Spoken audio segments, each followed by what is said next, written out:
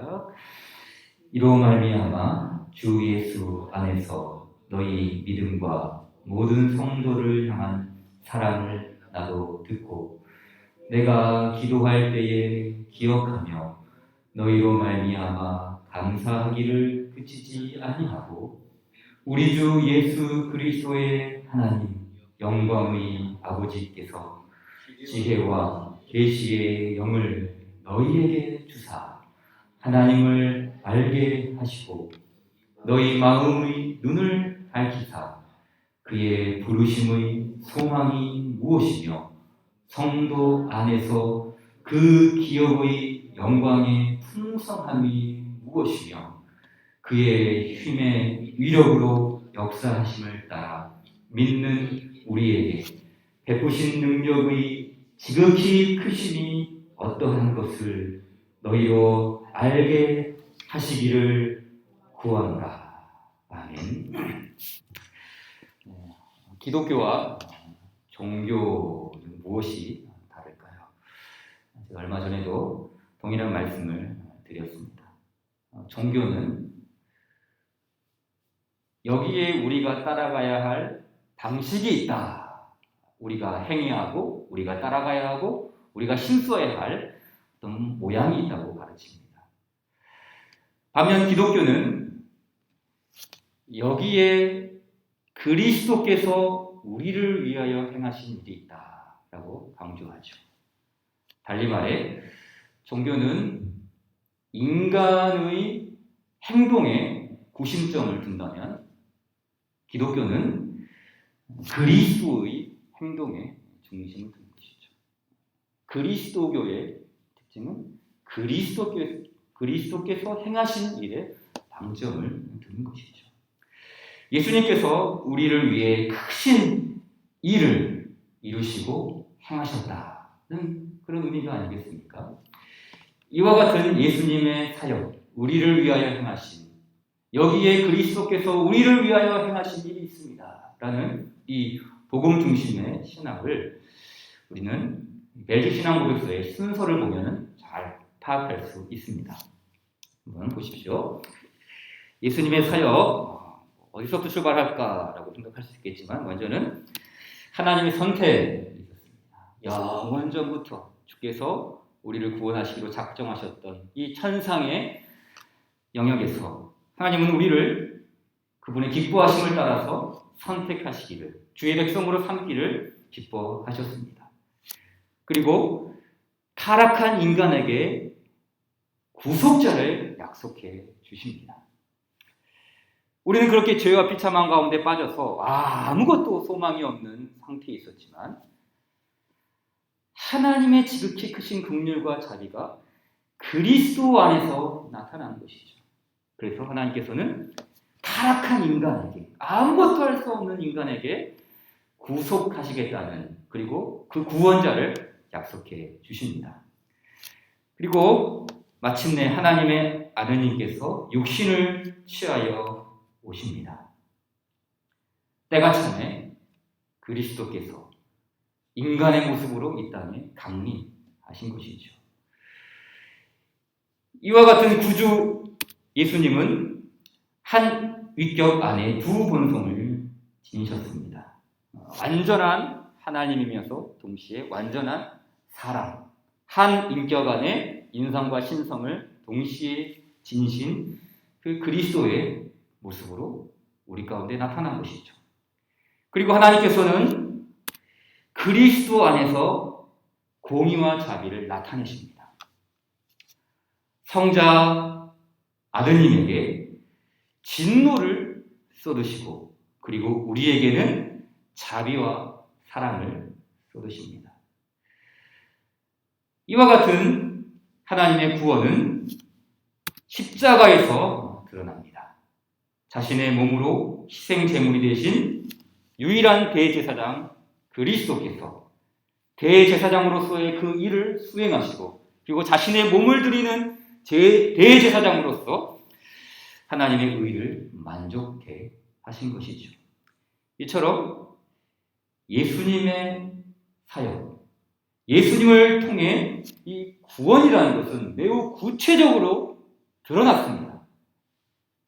단순히 하나님께서 내가 너희를 사랑한다, 그러니 내가 너희를 구원하겠다, 이런 애매모호한 방식으로 혹은 근거를 찾을 수 없는 불충분한 이유로 우리를 구원하시기를 작정한 것이 아니라 바로 그리스도 예수, 우리 주님을 통해서 하나님의 구원이 무엇인지를 분명하게 드러내 보이신 것이죠.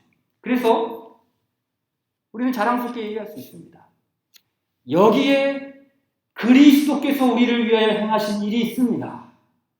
이것을 우리는 구체적으로 보고 듣고 깨달아 알면서 인간의 공로, 종교를 따르는 것이 아니라 그리스도께서 우리를 위하여 행하신 일을 붙들고 믿음 생활을 해나가는 것이죠. 이처럼 삼위일체 하나님께서는 우리를 구원하시기를 기뻐하시되 막연한 방식으로 구원한 것이 아니라 예수님이라는 이 구체적인 방편을 통해 구원하시기를 기뻐하셨습니다. 그렇다면 이와 같은 예수님께서 이루어주신 이 구원의 은덕은 누구에게 주어지는 것일까요? 세상의 모든 사람 혹은 그냥 아무에게든지 거저 주어지는 것일까요? 또한 나의 의도와는 상관없이 나는 이렇게 의도하지 않았는데 가만히 있어도 이와 같은 구원의 은덕들이 거저 흘러오는 것일까요? 성경의 가르침은 분명합니다. 우리의 구원, 그리고 그리스도께서 이루신 이 구원의 사역들은 우리의 믿음에 달려 있습니다. 그냥 거저 주어지는 것이 아니라 가만히 있어도 그냥 나는 원하지 않았는데 어쩌다 보니까 여기에 동참하게 되었다, 이게 아니라는 것이죠. 우리의 믿음을 통해서 우리는 예수님의 사역을 받게 되고 여기에 그리스도께서 우리를 위하여 행하신 일이 있습니다 라는 이 고백과 함께 믿음으로 이것을 수용하여서 그리스도께서 획득하신 의의 열매를 받아 누리는 것이죠. 그래서 이 열매, 우리 주님께서 이루신 구원의 열매들을 얻기 위해서는 우리의 믿음을 발휘해야 합니다. 저는 오늘 세 가지를 말씀드리겠습니다. 첫째, 우리의 믿음은 성령님께서 불러일으키십니다. 둘째, 이 믿음으로 우리는 그리스도의 공로를 완전히 받아들이게 됩니다. 셋째, 우리는 믿음으로 모든 부요와 은사에 참여할 수 있습니다. 먼저 우리의 믿음은 성령님께서 불러일으키십니다. 여기에도 종교와 기독교의 극명한 차이가 있습니다. 기독교와 종교는 이 부분에서도 분명히 엇갈리죠. 종교는 모든 행동의 주체가 사람입니다. 내가 믿고, 내가 따르고, 내가 행동하고, 내가 선택해야 합니다. 그러나 기독교 복음은 하나님이 중심에 있습니다. 보십시오. 성자 예수님은 나의 모든 죄값을 치르셨습니다. 또한 성부 하나님은 모든 것이 합력하여 나의 구원을 이루도록 허락하십니다. 성령 하나님은 어떻습니까? 우리에게 복음을 확신시켜 주십니다. 그리스도께서 행하신 이 모든 일들을 우리가 믿음으로 수용할 수 있도록 성령님께서 우리 영혼의 불을 지펴주심으로 주님을 위해 타오르게 하는 이 믿음을 일으켜 주시는 것이죠. 우리의 믿음, 바로 이 성령님께서 불러 일으키는 믿음이죠. 우리의 믿음은 그리스도의 영을 통해서만 발휘할 수 있습니다. 고린도전서 2장 12절 말씀 보십시오. 우리가 세상의 영을 받지 아니하고 오직 하나님으로부터 온 영을 받았으니 하나님으로부터 온 영을 받았다. 그 이유가 무엇입니까? 우리로 하여금 하나님께서 우리에게 은혜로 주신 것들을 알게 하려 하심이라 라고 가르쳐 주셨습니다. 하나님께서 우리에게 은혜로 주신 것을 안다. 그럼 우리에게 은혜로 주신 것이 무엇입니까? 여기에 맥락을 보게 되면 다른 게 아니죠. 십자가, 복음, 부활, 생명, 믿음이 아니겠습니까? 이 모든 것들은 하나님으로부터 온 영, 성령 하나님에 의하여 알게 됩니다. 안다라는 표현을 쓰죠. 안다, 알게 한다. 하나님으로부터 온 영을 통하여 우리에게 선물로 주신 하나님의 그 은덕들을 우리가 알게 된다. 오늘 에베소서의 말씀에서도 동일한 말씀이죠. 우리 주 예수 그리스도의 하나님 영광의 아버지께서, 여기서는 지혜와 계시의 영을 너희에게 주신다. 지혜와 계시의 영을 너희에게 주셔 하나님을 알게 하시고 너희 마음의 눈을 밝히사 그의 부르심의 소망이 무엇이며 성도 안에서 그 기업의 영광의 풍성함이 무엇인지를 여기서도 알게 하신다라는 말로 이어지죠. 알게 하신다. 여기서 안다, 알게 한다라는 이 표현은 단순히 어떤 깨달은 정도로 치부할 수 없습니다. 혹은 불교에서 말하는 득도한다, 터득한다 그런 의미가 아니죠. 성경이 말하는 지식, 암, 이 무엇과 연관되어 있습니까? 바로 그리스도께서 우리를 위하여 행하신 일을 안다라는 것이죠. 그리스도께서 우리를 구원하기 위하여 그 모든 하나님의 구원의 경륜 속에서 이루시고 행하시고 성취해 주신 그 그리스도의 구원 사역을 우리는 지혜와 계시의 영을 통하여 알게 되는 것이죠. 알게 되는 것. 하나님의 선택에서부터 흘러내린 이 모든 풍성한 구원의 지식들을, 구원의 암들을 성령을 통해, 지혜와 계시의 영을 통해, 하나님으로부터 온 영을 통해 우리는 구속의 사역을 풍성하게 알아가는 것입니다. 따라서 오늘 신앙고백서 제22조를 보겠는데요. 22조는 이 믿음에 대해서 다음과 같이 우리에게 정리해 줍니다. 22조, 그리스도를 믿음으로 얻는 의롭다 하심. 첫 문장 우리 같이 읽겠습니다. 시작. 우리는 성령께서 우리로 하여금 이 위대한 신비에 관한 참된 지식을 얻게 하시려고 우리 마음속에 참된 믿음을 불러일으키심을 믿습니다. 구원에 대한 가르침은 신비롭습니다. 고백서는 위대한 신비라고 가르치죠. 위대한 신비. 그러나 이 신비는 열려 있습니다. 비밀이라고 해서 다 닫혀 있는 게 아니에요. 구원의 신비, 위대한 신비 역시 마찬가지죠. 아무도 열어볼 수 없도록 꽁꽁 봉함한 것이 아닙니다. 이 위대한 신비는 자기 백성들에게 열려있는 신비이죠. 또한 열려있는 지식입니다. 따라서 이 복음에 대한 가르침, 성경에 대한 말씀은 그냥 수학 능력 시험 공부하듯이 막 이렇게 파헤쳐서 파악하는 것이 아닙니다. 혹은 우리가 많은 학문을 연마하고 높은 수준에 이르러야 이 위대한 신비를 알게 되는 것도 아니죠. 우리 장로교회 신앙고백서인 웨스트민스터 신앙고백서를 보게 되면 잠시 한번 살펴볼까요? 다음과 같은 내용이 되어 있습니다. 성경에 포함된 모든 진리가 그 명백성에 있어서 동일하지는 않다. 그렇죠. 창세기의 내용과 레위기의 내용이 수준이 있죠. 창세기는 그래도 조금 우리가 쉽게 읽을 수 있지만 레위기를 읽다 보면은 좀 졸음이 오지 않습니까? 이해하기 힘든 부분들이 있죠.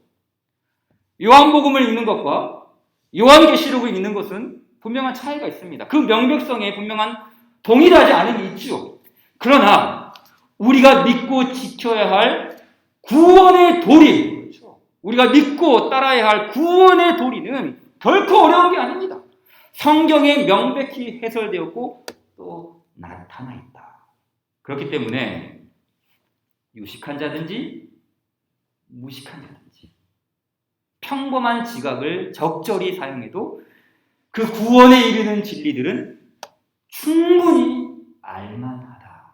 그러니까 하나님께서 우리에게 이 성경 계시를 주실 때 아주 어떤 지식적으로 특출한 사람들만 알아들을 수 있도록 우리를 골탕 먹이기 위해 주신 것이 아니라 평범한 지각을 적절히 사용하면 구원에 이르는 지식을 모두가 알만할 수 있도록 가방끈이 길거나 가방끈이 짧거나 그것과 상관없이 하나님은 이 구원에 이르는 지식들을 우리 모두에게 충분히 알 수 있도록 계시해 주셨다라는 그런 의미이죠. 그렇기 때문에 심지어 이 초등학생조차도 평범한 지각을 적절히 사용한다면 얼마든지 구원의 신비, 이 위대한 신비를 얻을 수 있고 파악할 수 있는 것입니다. 그러나 이와 동시에 이 위대한 신비는 성령께서 불러일으켜 주십니다. 평범한 사람이라면 누구든지 지각을 사용해서 이 구원에 이른 지식을 발견할 수 있지만 그러나 우리의 지식만으로 아니라 성령께서 이 지식을 불러일으켜 깨우치게 하신다는 것입니다. 따라서 우리가 이 복음 말씀을 단순히 문자 하나, 글자 하나하나 이런 정도로 이해하는 것이 아니라 어떻게 보면 우리가 복음을 파악하는 순간 복음이 나를 장악하게 됩니다. 그러니까 바뀌는 것이죠. 분명히 내가 성경을 읽고 내가 주의 말씀을 듣고 내가 주의 진리를 바라보고 있는데 그것을 내가 장악하는 것이 아니라 그 성령께서 불리펴는 그 순간에 복음이 나를 장악하게 되는 것이죠. 복음에 압도당하는 것입니다. 성령께서 불러일으키는 그 믿음에 의하여 우리는 내가 복음을 사로잡는 것이 아니라 복음이 나를 사로잡아 그리스도께로 우리를 인도해 가는 것이죠. 그러기에 성령님께서 불러일으키시는 이 믿음은 지식이 없는 믿음이 아닙니다.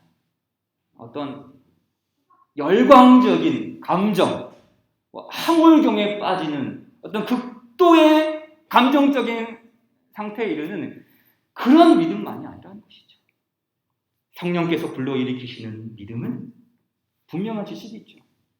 그리스도께서 우리를 위하여 행하신 그 모든 구원의 사역들, 그것을 분명히 알고 알아가면서 이 복음 진리를 밝히 드러내어 성령께서 깨닫게 하시는, 그리고 이 복음에 순복하게 하시는 참된 믿음을 우리 주의 성령께서 일으켜 주십니다. 두 번째로 이 믿음은 그리스도의 공로를 완전히 받아들입니다. 자, 이 믿음은 우리에게서 바라는 믿음이 아니라고 했습니다. 이 믿음은 그리스도의 영으로부터 흘러나왔습니다. 그렇다면 성령님께서 불러일으키신 믿음은 어떤 방향으로 흘러갈까요? 당연히 그리스도께서 우리를 위하여 이루신 모든 공로를 온전히 받아들입니다. 성령께서 우리에게 일으키신 믿음이기에, 그리스도의 영께서 우리에게 주신 믿음이기에 그리스도께서 행하신 모든 구원의 사역들을 우리가 하나도 빠짐없이 다 수용하게 되는 것이죠. 자, 우리의 고백서를 다시 들추어 보십시오. 우리는 성령께서 우리로 하여금 이 위대한 신비에 관한 참된 지식을 얻게 하시려고 우리 마음속에 참된 믿음을 불러일으키심을 믿습니다. 이 믿음은 예수 그리스도를 그분의 모든 공로와 함께 영접하고 그분을 자기 자신의 소유로 삼고 그분 외에는 아무것도 구하지 않는 것입니다. 보세요. 성령님께서 일으키신 믿음은 성향을 지니고 있습니다. 성향을 지니고 있습니다. 또 방향성이 있는 것이죠. 단순히 아멘, 믿습니다, 믿습니다 이렇게 큰 소리 외치는 것이 아니라 목표를 향해 우리의 믿음이 작동한다는 것이죠. 어떤 목표입니까? 세 가지가 있죠. 먼저 이 믿음은 예수님과 예수님께서 이루신 모든 공로를 받아들입니다. 영접한다라는 뜻이죠. 예수님과 예수님께서 행하신 모든 공로를 받아들이는 것. 여기에 그리스도께서 행하신 복음의 일이 있습니다. 그것을 하나도 빠짐없이 다 받아들이는 것입니다.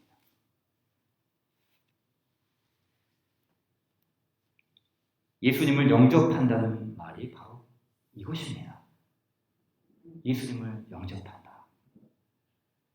우리는 이제 옛날 복음 전도자들의 영향 때문에 그 영접한다는 말이 그냥 예수님을 인정한다라는 정도로 이렇게 바꿔져 버렸죠. 예수님을 영접하십시오. 그러면 천국에 갈 것입니다. 근데 더 정확하게 우리가 이 예수님을 받아들인다, 영접한다라는 말은 뭐가 있어요? 예수님과 예수님께서 우리를 위하여 행하신 그 모든 구원의 지식들을 알고 분명히 파악하여 그것을 온전하게 받아들이는 것.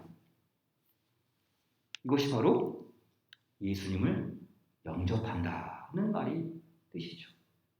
그리스도께서 이루신 구원의 방식을 알고 배우고 깨달아 성령님에 의하여 온전히 받아들여지는 것입니다. 또 하나 이 참된 믿음을 불러일으키는 것은 어떤 방식으로 흘러갑니까? 그분을 자기 자신의 소유로 삼습니다. 이게 영접한다. 이게 믿음의 의미죠. 그분을 자기 자신의 소유로 삼는다. 그리스도 안에 모든 지혜와 지식의 보화가 있기에 그분만을 나의 소유로, 나의 모든 것으로 삼는 거 아니겠습니까? 또한 세 번째로 그분 외에는 아무것도 구하지 않습니다. 왜 그렇습니까? 그리스도만으로 충분하기 때문입니다. 죄와 비참에 빠진 죄인을 건져내는 일은 그리스도만으로 충분합니다. 거기에 다른 것이 더해지거나 보태지거나 뭔가 플러스 돼야만 이루어지는 것이 아니죠. 그리스도께서 우리를 구원하는 일은 그 그리스도의 십자가상 제사가 충분하기에 그래서 그분 외에는 아무것도 나는 구하지 않습니다. 오직 주님만이 나의 모든 것입니다. 라고 고백하는 것. 이것이 바로 믿음, 영접, 받아들임, 그 의미가 아니겠습니까? 이와 같이 성령님께서 불지펴 주신 믿음은 예수 그리스도를 그분의 모든 공로와 함께 영접하고 예수님을 나의 소유로 삼고 주님 외에는 아무것도 구하지 않습니다. 이 말을 다르게 표현하면 이렇게 말할 수가 있죠. 살아서나 죽어서나 나는 나의 것이 아니요 몸도 영혼도 나의 신실한 구주 예수 그리스도의 것입니다. 이 고백이죠. 동일한 고백이죠. 그분의 모든 공로와 함께 주님을 영접하고 주님을 나의 소유로 삼고 주님 외에는 아무것도 구하지 않습니다. 살아서나 죽어서나 나는 나의 것이 아니요 몸도 영혼도 나의 신실한 구주 예수님의 것입니다. 이 고백으로 우리는 이 믿음을 계속해서 고백하며 작동시키며 나아가는 거 아니겠습니까? 그러므로 성령님께서 일으키신 이 믿음은 일회용이 아닙니다. 내가 한 번 딱 믿고 이제 끝! 난 이제 믿었으니까 끝! 다 썼어! 이 믿음을 사용했어! 일회용 믿음입니까? 한 번 믿음이 주어지고 더 이상 사용되지 않는 믿음입니까?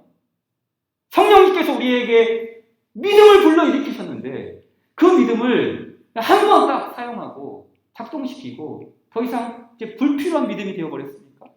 아닙니다. 이 믿음은 계속 작동되는 것이죠. 그리스도께서 나의 구원을 이루기 위하여 모든 공로를 이루어 주시고 그래서 주님을 영접하고 주님만을 나의 소유로 삼고 그분 외에는 아무것도 구하지 않는 것.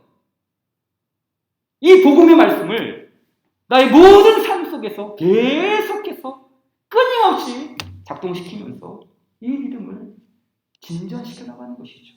생각해 보십시오. 우리가 연약함에 휩싸일 때 다시 하나님 앞에 나아가는 원동력이 어디에 있습니까? 우리가 한번 믿음을 받았다고 하여서 그 모든 삶을 온전하게 합니까? 아니죠. 우리는 금방 돌아서면 연약함에 휩싸이지 않습니까? 그럼 다시 어떻게 우리가 주님께로, 하나님께로 돌아갈 수 있습니까? 아니죠. 그러므로 형제들아, 우리가 예수의 피를 힘입어 성소에 들어갈 담력을 얻었다. 담대함을 얻었다라고 히브리서는 가르쳐줍니다. 예수의 피, 그리스도의 공효, 그리스도의 공로가 아닙니까?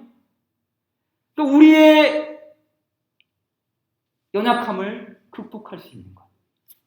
그리스도의 공로는 다시 일어날 힘이 되고 다시 하나님을 향하여 살아갈 수 있는 원천이 바로 예수의 피, 그리스도께서 이루신 이 모든 구원의 공로에 있다라는 사실이죠.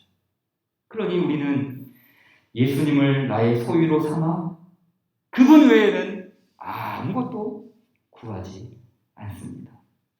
마지막으로 우리는 이 믿음으로 모든 부요와 은사에 참여할 수 있습니다. 지금까지 믿음에 대하여 살펴봤습니다. 그리스도께서 획득하신 열매는 우리의 믿음이라는 수단을 통해 받을 수 있습니다. 이 믿음은 성령님께서 불러일으키는 믿음이라고 했죠. 또한 이 믿음은 그리스도와 그리스도께서 이루신 공로를 완전하게 받아들이는 것입니다. 따라서 믿음은 중요한 것이지만 믿음 자체가 구원을 주지 않습니다. 신앙고백서는 다음과 같이 가르쳐줍니다. 우리는 율법의 행위가 아니고 믿음으로 혹은 오직 믿음으로 의롭다 하심을 얻는다고 정당하게 말합니다. 그러나 엄격히 말하면 믿음 자체가 우리를 의롭게 한다는 뜻은 아닙니다. 믿음은 우리가 우리의 의이신 그리스도를 영접하는 수단일 뿐이기 때문입니다. 이렇게 가르쳐주죠. 믿음이 정확히 규정됩니다. 믿음이 무엇입니까? 믿음은 구원 자체가 아니라 그리스도를 받아들이는 수단 혹은 방편입니다. 그러므로 우리를 의롭게 하는 것은 예수 그리스도의 공로이지 그리스도의 사역이지 우리의 믿음 자체가 아닙니다. 자, 이를 잘못된 믿음 보십시오. 그리스도의 공로 플러스 믿음, 그러면 나의 구원. 이게 아니라는 거예요. 그렇죠? 그리스도의 공로와 그리고 더하기 나의 믿음이 합해서 나의 구원이 이루어진다. 그럼 나의 믿음이 떨어지거나 혹은 나의 믿음이 불충분하면 나의 구원은 어떻게 됩니까? 그러니까 인간이 개입할 수가 없는 것이죠. 그래서 성경적인 믿음은 무엇입니까? 그리스도의 공로와 나의 구원이 있는데 바로 여기에 믿음을 수단 삼아 혹은 믿음에 의하여 나의 구원이 이루는 것이죠. 그리스도께서 이루신 구원의 공로를 성령님께서 일으키시는 이 믿음에 의하여 내게 주시는 믿음의 선물을 통하여 우리는 나의 구원을 이루어가는 것 아니겠습니까? 그래서 칼빈 목사님 같은 경우는 이 믿음을 가리켜서 우리 영혼의 손이라고 해서 영혼의 손, 보이지 않는 손이죠. 이 믿음, 그리스도께서 이루신 이 모든 구원의 공로를 주님, 제가 그것을 받겠습니다. 주님을 받아들이겠습니다. 주님만이 나의 모든 것입니다. 주님 외에는 다른 어떤 것도 필요치 않습니다. 심지어 이 믿음조차도 내게는 나의 구원의 덕이 될 수 없습니다. 영혼의 손으로서 이 주님께서 이루신 일들을 다 받아들이는 것이죠. 신앙 고백서의 마지막 문장도 보십시오. 그리스도께서는 그분이 우리를 위하고 우리를 대신하여 행하신 그분의 모든 공효와 모든 거룩한 일을 우리에게 전가해 주십니다. 그러므로 예수 그리스도께서 우리의 의이시고 믿음은 우리로 하여금 그분과 연합하고 그의 모든 부요와 은사에 참여하게 하는 수단입니다. 이 부분에서 믿음의 중요성을 아주 강하게 강조합니다. 믿음은 수단이지만 믿음 자체가 구원은 아니지만 그럼에도 불구하고 믿음의 중요성을 간과하지 말라는 것이죠. 믿음은 우리로 하여금 주님과 연합하고 그분의 모든 부유하심과 은사에 참여하게 하는 수단이다. 다른 말로 은혜의 선물이다 라는 거죠. 믿음은 분명 하나님의 선물로 주어집니다. 하지만 그렇다고 하여 믿음이 우리를 소극적으로 만드는 게 아닙니다. 믿음은 그냥 수단일 뿐이다. 믿음은 성령님께서 일으키시는 것이다. 그러니 우리가 소극적이 되어서 나는 가만히 있어도 하나님이 다 알아서 하시겠지. 그게 아니라는 것이죠. 하나님 나는 가만히 있을 테니 주님이 다 알아서 하십시오. 이런 의미가 아닙니다.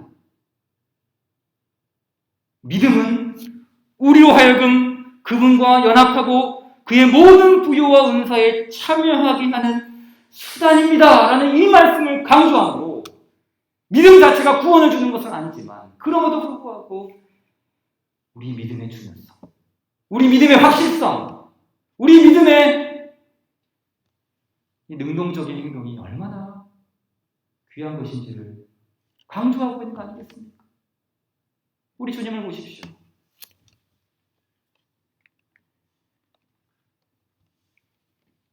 주님께서는 믿음이 큰 사람들을 격려해 주셨어요. 딸아, 내 믿음이 크도다. 백부장아, 세상에서 너만한 믿음이 없도다. 믿음이 큰 사람이 있었어요. 반면 어떤 사람이 있었습니까? 믿음이 작은 사람도 있었습니다. 그렇다면 믿음이 작다는 말은 어떤 뜻일까요? 무엇을 의미하는 걸까요? 믿음이 작다. 너의 믿음은 결코 자라지 않는다. 너는 그곳으로 끝이다. 믿음이 작은 자들아. 그냥 믿음이 작다라는 이것을 믿음 없음으로 규정하고 그들을 정죄하는 것일까요? 아닙니다. 믿음이 작다라는 이 말은 우리가 보면 믿음이 작을 수 있죠. 우리에게는 연약함이 있습니다. 믿음의 부족함이 분명히 있습니다. 예수님도 때때로 그 연약한 믿음, 작은 믿음을 책망하기도 했습니다. 그러나 이것은 믿음이 작다, 그러니 너는 믿음이 없는 것이다, 너의 믿음은 결코 자라지 않는 것이다, 이렇게 규정하는 것이 아니라 오히려 믿음이 작은 자들 향해서 더 큰 믿음으로 나오라는 초청을 하고 있는 것이죠. 믿음이 작은 자들아, 너의 믿음이 작으니 이제는 더 큰 믿음으로 나오거라. 우리의 작은 믿음을 회개하고 성령께서 일깨워 주시는 그 큰 믿음을 구하라고 우리를 불러일으키는 거 아니겠습니까? 에베소서 4장, 3장 좀 보십시오. 3장 14절, 19절 보십시오. 3장 14절부터 19절. 무엇을 위하여 기도합니까? 이러므로 내가 하늘과 땅에 있는 각 족속에게 이름을 주신 아버지 앞에 무릎을 꿇고 비노니. 바울은 기도합니다. 에베소 성도를 향하여 기도합니다. 16절. 그의 영광의 풍성함을 따라 그의 성령으로 말미암아 너희 속사람을 능력으로 강건하게 하시오며 믿음으로 말미암아 그리스도께서 너희 마음에 계시게 하시옵고 너희가 사랑 가운데서 뿌리가 바뀌고 터가 굳어져서 능히 모든 성도와 함께 지식에 넘치는 그리스도의 사랑을 알고 그 너비와 길이와 높이와 깊이가 어떠함을 깨달아 하나님의 모든 충만하신 것으로 너희에게 충만하게 하시기를 구하노라. 바울은 기도했습니다. 무엇을 기도했습니까? 교회가, 성도들이 연약한 믿음에서, 작은 믿음에서 더 큰 믿음으로, 부족한 믿음에서 충만한 믿음으로 더 크게, 더 확장되고 더 가득하게 이 믿음을 소유할 수 있도록 기도하고 있는 것입니다. 그러므로 우리의 믿음은 열려 있습니다. 개방되어 있어요. 이 믿음이 우리는 작아지고 협소해지고 부족해지고 완전히 없는 상태로 흘러갈 수 있어요. 그러나 반면 우리의 믿음은 그리스도 안에서 더 확장되고 더 충만해지고 더 강하게 되고 더 완전해지고 더 풍성해지며 더 충만해질 수 있는 믿음으로 갈 수 있는 것이죠. 그러기에 우리에게 기도가 필요합니다. 우리의 믿음은 딱 정해진 것이 아니라 바울처럼 믿음을 구하는 기도가 필요하죠. 우리는 이미 난 예수님을 믿었어. 영접했어. 세례 받았어. 사실 이런 믿음을 갖고 있는 우리 자신이 사실은 믿음이 없는 자들 아닙니까? 과거에 있었던 믿음 다 어디 갔습니까? 일회용 믿음이 되어버리지 않았습니까? 이 믿음을 우리가 그리스도 안에서 더 풍성하고 더 뿌리가 박히고 더 지식이 넘치는 그리스도의 구원의 공로를 알아가는 믿음으로 확장되고 있는지 아니면 일회용 믿음으로 끝나버린 거 아닙니까? 어쩌면 우리는 다시 리셋해야 될지 몰라요. 아예 우리가 이 믿음이 없는 것처럼 주님, 저에게는 믿음이 있는 줄 알았는데 하나도 없습니다. 믿음이 있어서 교회에 나오고 신앙생활하고 예배하는 줄 알았는데 내 안을 들여다보니 하나도 없습니다.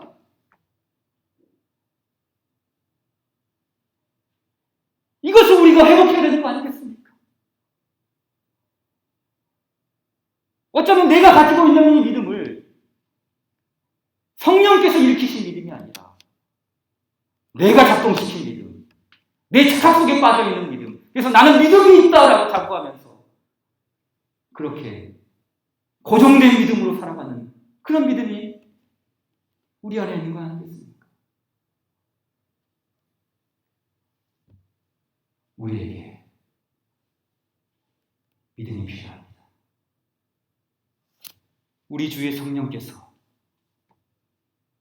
우리의 이 어둠 지식을 깨우치시고 그리스도의 공로를 밝히 비춰주시오.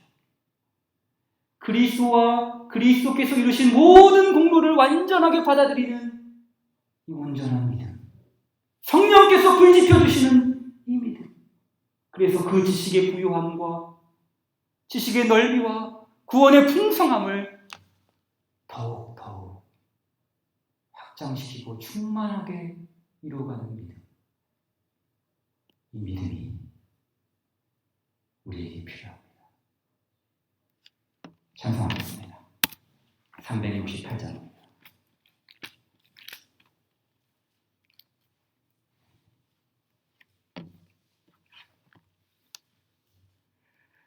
주 예수여 은혜를 내려주사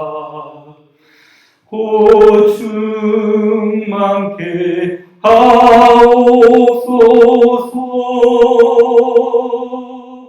이 줄이고 목마른 나의 맘에 주 성령을 부으소서. 주 예수여 충만한 은혜 내 영혼에 부으소서.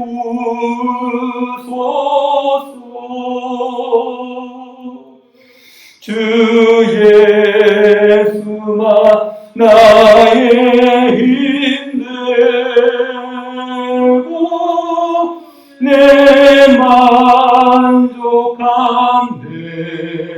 되니라. 주 예수여 죄에서 풀어주사 날 정결케 하옵소서.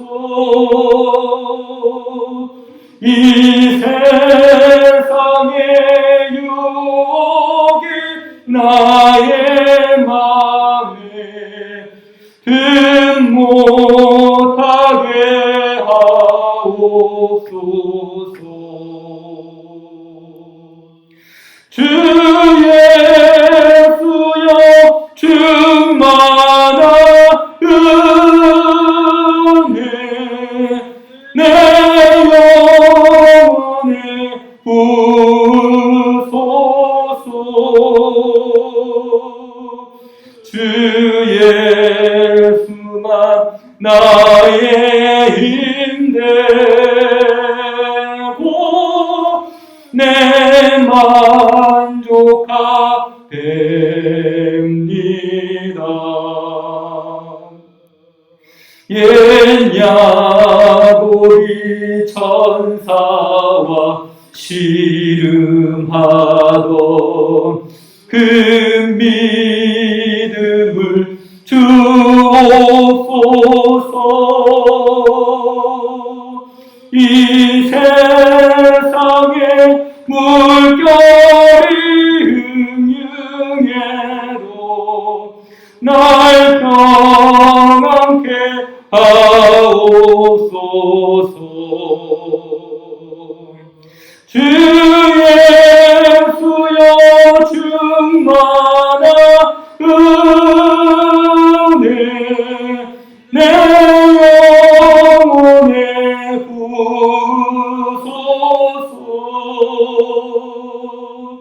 주 예수만 나의 힘되고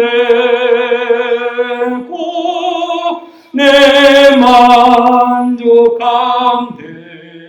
되니라. 내 마음에 임하신 주의 성령 늘 계실 줄 믿습니다. 그는 나를 나에게 부어주사 주 섬기게 하옵소서.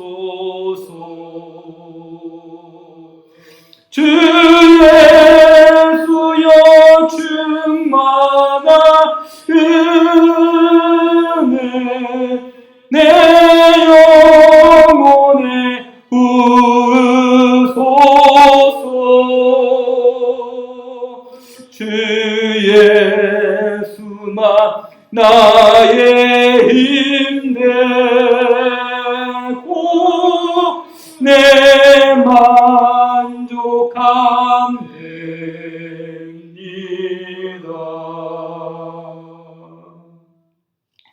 같이 기도합시다.